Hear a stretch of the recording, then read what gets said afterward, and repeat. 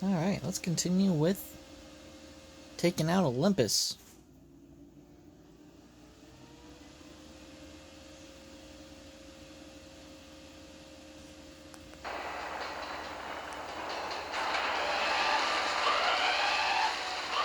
Ah! How am I supposed to emergency land a freaking battleship when I've never done it before? And why am I the one taking it home? Dude, what are you doing, Captain? Ah, all hands, make sure you're strapped in tight!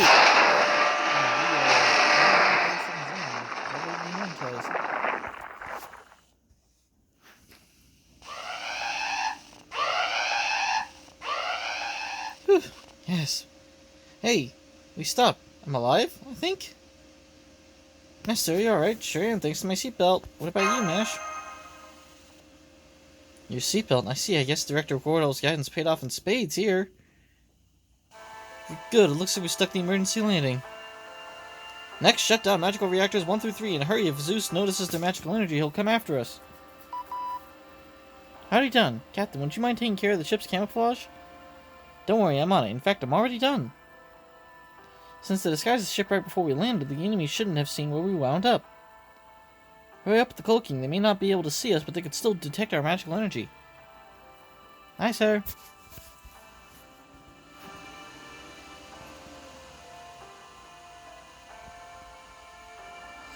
Alright, now things have settled down, let's assess our current situation. After Zeus attacked the storm border, we made an emergency landing near Olympus's western perimeter. By deploying our optical camouflage around the ship, we were able to evade visual detection during the landing. We've also shut down the border's motive power, namely the magical reactors, and surround the entire hull with a concealing bounding field to prevent the enemy from detecting its magical energy. This should mean we've successfully landed the ship in Olympus with the enemy none the wiser as to our location, at least theoretically. First off, great work, everyone. You should all be proud that we made it out of that without having to resort to any dangerous zero sail. After all, in the worst case, a zero sail taken without the necessary precautions could wipe us all out. Really, the few times we managed to pull one off so far are basically miracles. Whew!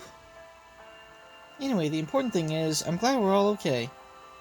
Just goes to show what an excellent machine the Stormboarder truly is. It can evade an omnipotent god's thunderbolts. It can dive into void space. If we brought it back to proper human history, it would be the greatest technological revolution of all time. That will never happen. The ship couldn't exist in a world where humanity was flourishing like it's supposed to. It's only in this completely bleached world that my noble phantasm, Sion's pseudo-spiritron armor, aka Hermes skin, Hephaestus' nanomachines, and Chaldea's engineering could all come together like this. The only reason the Stormboarder exists at all is to defeat the fallen god. It won't have a purpose beyond that. Oh, I see. I suppose it's true, isn't it? Doesn't change the fact that it's still a great, dependable ship. Indeed, you're spot on there. I'm glad see you understand, Terrarata. At any rate, we can't let everything we did in Atlantis be for nothing. And we certainly wouldn't be able to look the Atlanteans in the eye if we got ourselves shut down before we even landed the ship. We'll need to be ready to use all available resources. Have you finished replenishing your command spells? All the precious backup command spells we saved up in case we need them for a huge battle. And we're just going to use them up like it's nothing. All replenished, sir. I can't believe I'm actually able to replenish all 3 of them. Well, I did say they were precious. We can't exactly buy more refills from the command spell store. We were only able to scrape these together in time by running the Wandering Seas magical reactors at full blast, pooling my technical and administrative advisor's expertise, and having Cielum pull a few all-nighters. Only time and luck will tell if we're ever able to make any more. I see, so we're really fortunate to be able to use them now. Yes, I suppose, at any rate. Now that things have come to this, we'll have to use every resource at our disposal. After all, we still have a crucial mission we need to carry out. Right. We absolutely must cut down the Tree of Emptiness here in Olympus. Tell me, technical advisor, how safe do you think we are right now? Good question. From the scans of the surrounding area, I'd say we lucked out. I'm guessing this area we're in now is the outskirts of Olympus. There are almost no buildings here, there's no sign of any natives, and I don't see a single soldier or defensive weapon anywhere. We can thank Meonier for his choice of landing spot, since he was the one handling the controls on short notice. I agree, I would have landed the ship myself, but I had my hands full coordinating with the Nemo series. Great job, Meonier. When we have a chance later, I'll give you a proper lesson on how to steer the ship. Well, hey, what can I say? It was pretty impressive, if I do so say myself, but still. Sure, I got a little panicked when you first asked me to take over, but I figured things would work out if I just stuck to my usual game plan. Nah, I can't really take the credit. The Stormboarder did all the hard work, I just kept it stable. Still, I'm glad I was able to help you out, Captain. You definitely did. I was planning to station a Marine in the cockpit, but now I won't have to. So since I'll have one to spare now, I'll assign you to ship cleaning duty instead. Good, keeping the ship clean at all times would be a great boost to morale. Well, Administrative Advisor, the bad news? I know well enough by now that it can't all be good. Right, you are, Director. You are really getting the hang of this. Now that we've shut down all our magical reactors, restarting them will take some time.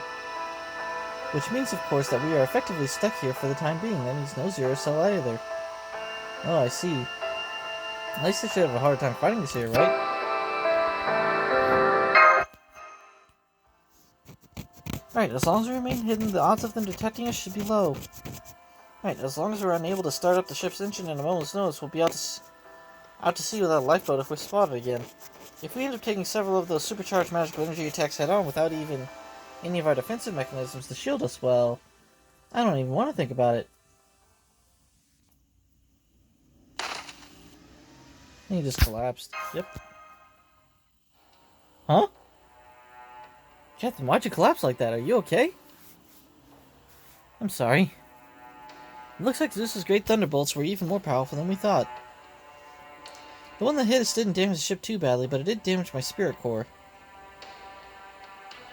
Oh no, does this mean those thunderbolts are actually anti-servant attacks? It's a good thing only one of them hit us. If even more of those had struck, we might have ended up losing our new ship. This is pathetic. I don't even have the strength to stand.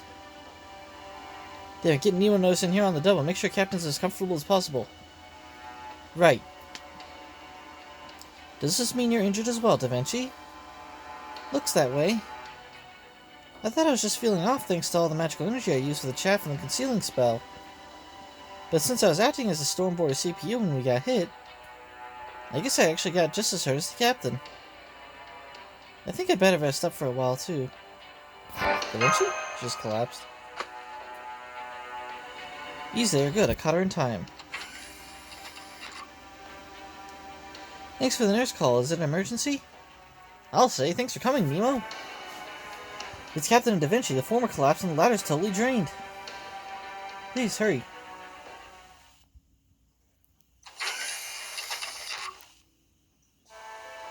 Woo woo!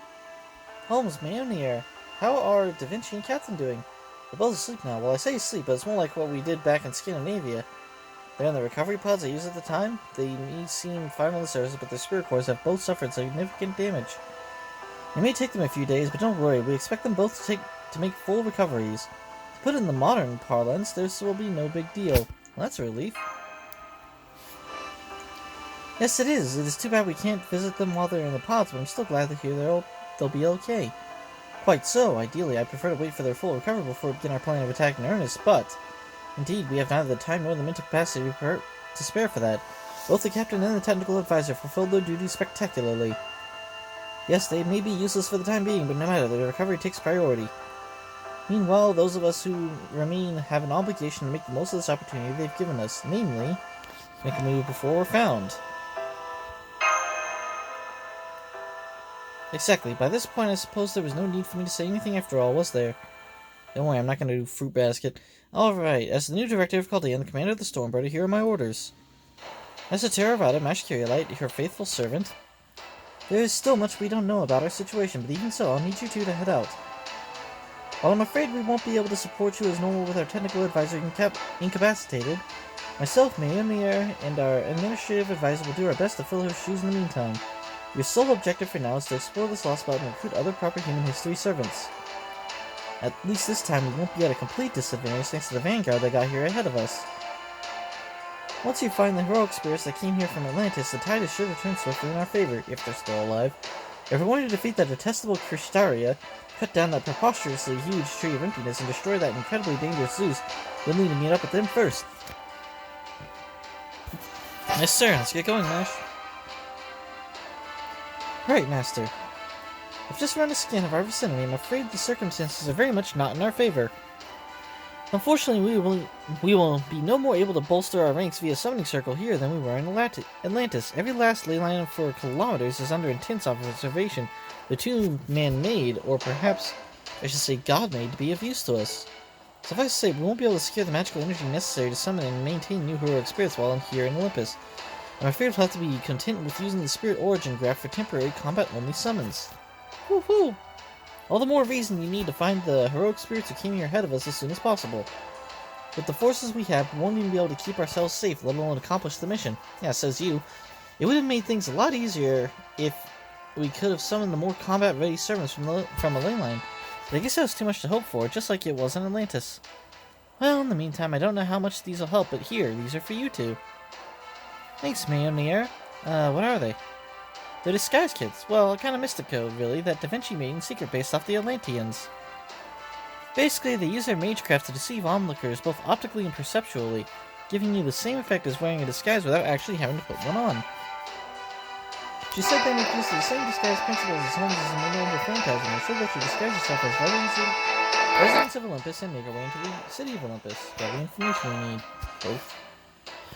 Right, I know this is business as usual for you guys by now, but still be careful. The silver lining here is that your magical energy readings are the same as any other humans. Apparently, even Mash only has a tiny bit of servant aura about it right now. So hey, in that sense, this should make it a lot easier to sneak in than it would be if you were bringing servants along. That's true. Under these circumstances, the risk of a hostile servant noticing me or Senpai should be very low. So if all goes well, this should give us the chance we need to rendezvous with the heroic spirits who got here before us. But that being said, we'll still be at a major disadvantage if we do end up in a fight. So don't lean on the disguise kits too heavily, okay? And again, you're both old hands now with great shifts and moss belts, so I'm sure you already know that. Director. What is it, Administrative Advisor? I have two suggestions I'd like you to hear. The first is that we send the combat and environmental information we've gathered to date to the Wandering Sea in a data packet. And for the second, well, I think discretion would be the best course for this one. What's this now? Careful, I'm quite ticklish, you know. What was that? Are you serious, Administrative Advisor? But that's... surely you can't. Director, do you remember the border guards that Odysseus kept under his command?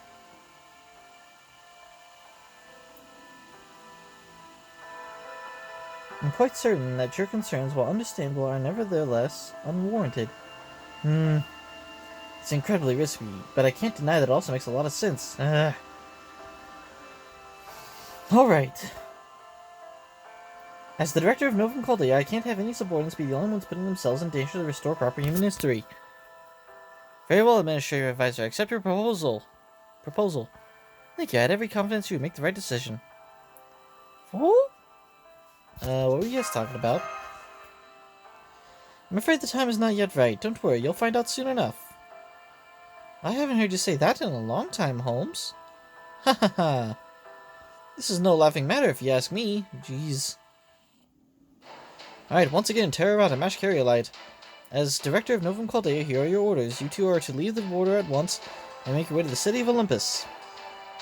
Once you're inside, find out where the other proper human history servants are and meet up with them post-haste. After you have secured an adequate fighting force, you are to cut down the fifth tree of emptiness. After that... Understood. We'll go begin our Olympus investigation right now. Woo! Foo! Foo! Foo!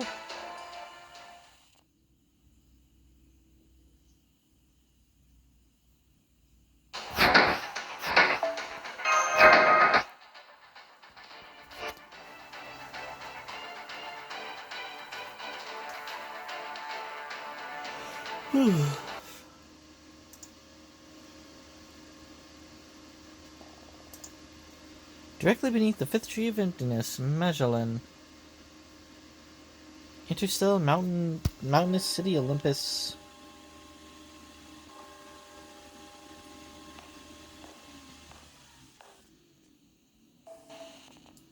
Great orbital shrine Olympia Dodona, the center of its operations. A revelation is upon us. A revelation is upon us. Is in the orb chalice. Now's the time for revelation. Gather around, O noble gods of Olympus. He has ruled the heavens since the dawn of time, emerging triumphant in no less than 4 Machia. By day he rules over clear blue skies, by night he conquers what lies beyond them. He is the wielder of the great thunderbolts capable of shattering stars, galaxy, even the very universe. Authorities no less than Uranus and Cronus themselves bow to his will. He is the great Demiurge, the one who wields the Cronus crown for all eternity. Now behold the words of the almighty Zeus.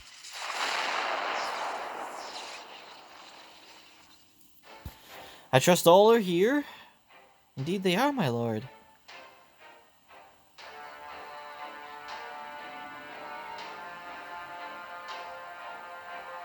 What's Kodamine doing here?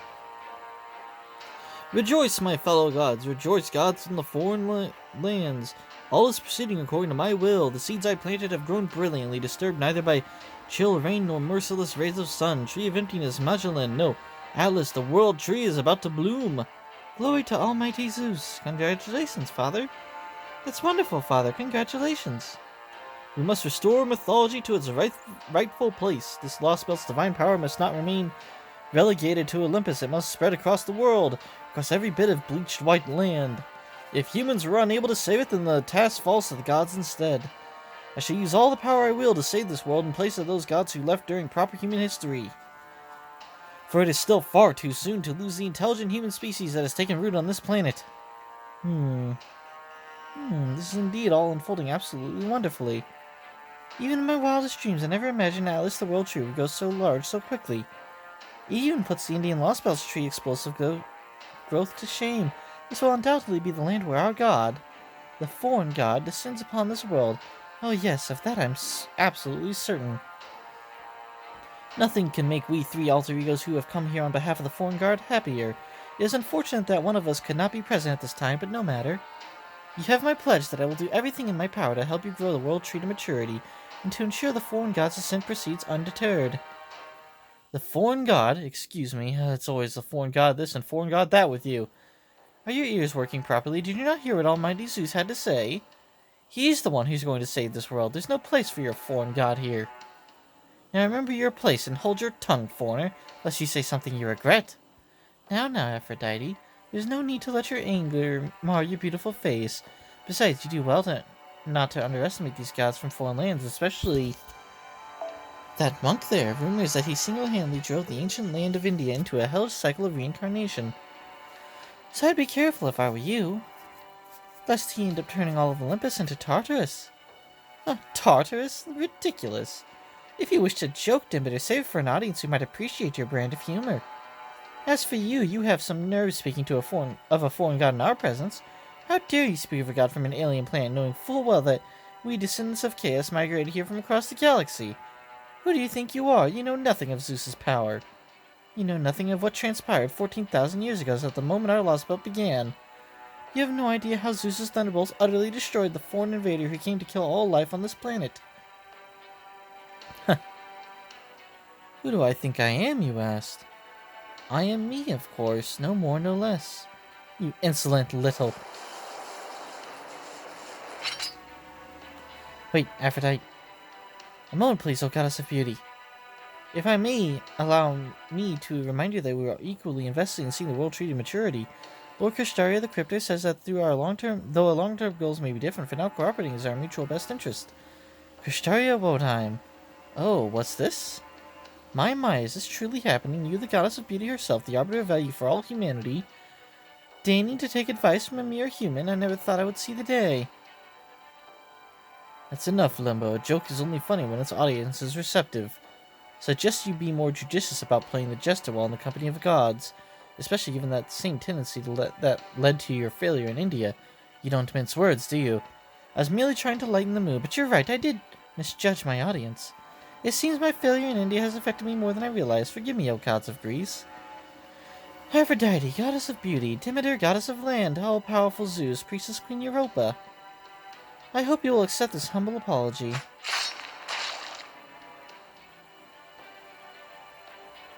Limbo? Oh my. I do beg your pardon. Not at all, I'm the one who owes you an apology. I hope you'll forgive my momentary surprise of gods of foreign lands. Limbo? Don't be so absurd, my illustrious Queen Europa. I'm the one who's wronged you. Not at... Fucking... It's just... Silence, all of you! I understand your anger, I understand your impatience, but stay your tongues. There are some facts you must accept no matter how humiliating they may be. Namely, the fact that without the Tree of Emptiness, none of us could exist.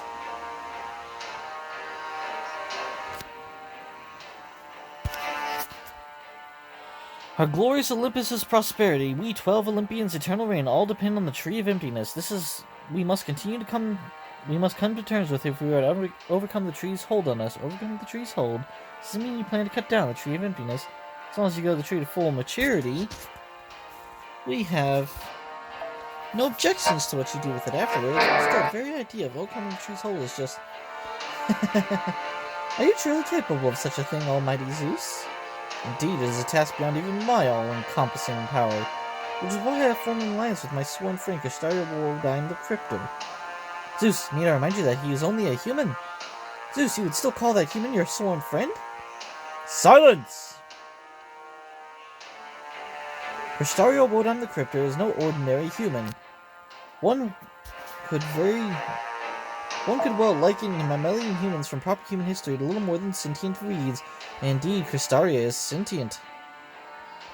But no mere reed could ever be that strong.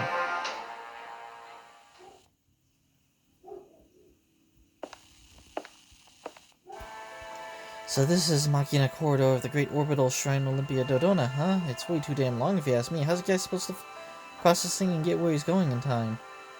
Did they just make it to scale with the gods of Olympus or something? At this rate, I'm gonna die of old age before I get anywhere. Still, on a different note, I can't believe you just letting me walk around like this unsupervised. Wodyne, I swear, I can't tell what that guy's thinking. I feel like an idiot for keeping my guard up constantly, figuring it was just a matter of time before he sent someone to finish me off. I always thought a Cryptor without a lost spell would be worthless, that he wouldn't have anywhere left to go and no reason to be kept alive. I was sure he was just going to take my serious sight and be done with me. Was I wrong? I remember Director Marisbury said, "The serious sight is the power to overturn the very world. Possessing it is what makes you a Cryptor. We studied every abnormality that could possibly occur during the 7 ages. We trained for every scenario we might encounter in the simulator. Team A was supposed to save the world, and our serious lights were supposed to be our trump card. But it's strange when you think about it. We were never actually told exactly what the serious light is. Sure, they told us that they're even more powerful command spells and that they produce more magical energy than the user could generate on their own. But the only one of us who actually knows whom, when, and why to use them is Wodyne. After all, he was the one who entrusted with their timing. So he should also be the only one who knows the serious lights are really... how the serious lights are really meant to be used, so then why hasn't he taken mine? Ever since we came back to life, Wodyne's always said the Cryptors are all equal in the fallen god's eyes, but it never occurred to me that he might really mean it. Does this mean he seriously believes that? Damn it, what am I saying? There's no way he could. He's a noble. He's got to have an angle I'm not seeing. There must be something that only he knows. Something about the serious lights, the fallen god. The trees of emptiness, and why the lost belts can exist in the present day. Alright, Wodyne, I'll find out what it is you're up to. Whatever it is you and Zeus are plotting, I'm going to bring it to light. And if I'm going to do that, I'm going to need a distraction that really stands out.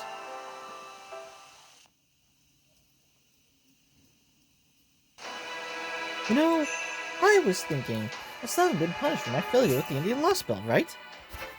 So go ahead and punish me however you see fit, Wodyne. Whatever it is, I can take it. I hope I have not given you cause to mistake me, Pepe. We Cryptors are colleagues, nothing more. I have no more authority to punish you than any of the others do. For the time being, Scandinavia, Purple, and Chino, let's just be glad you're alright.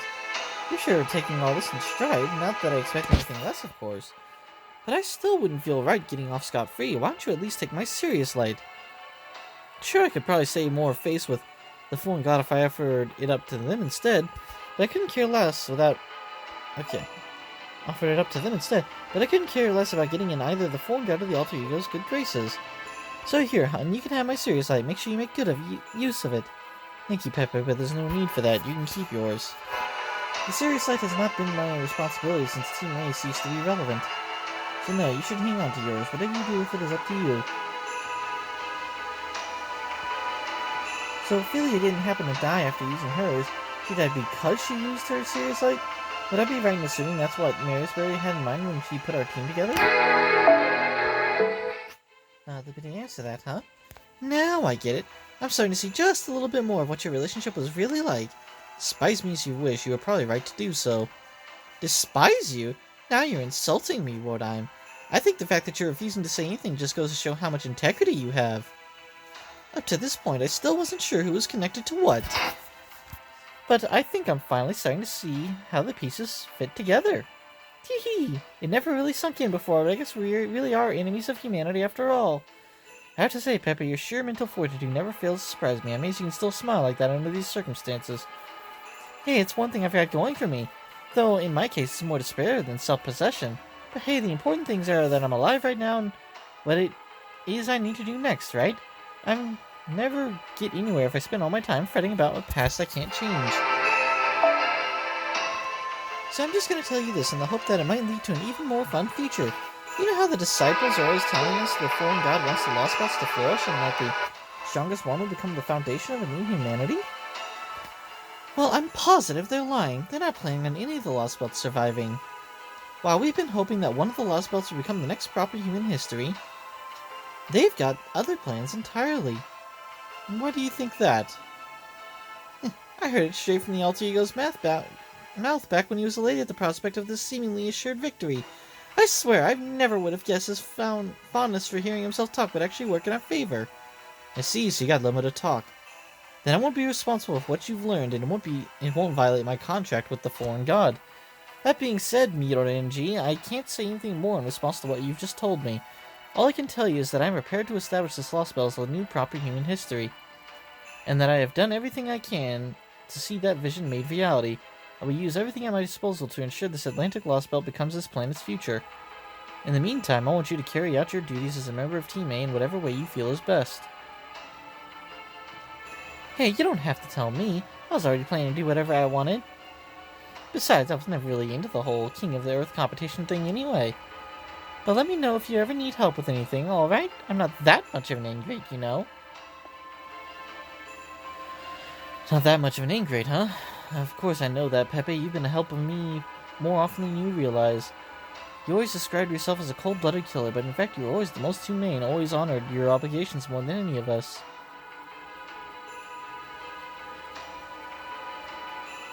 Oh, unless I'm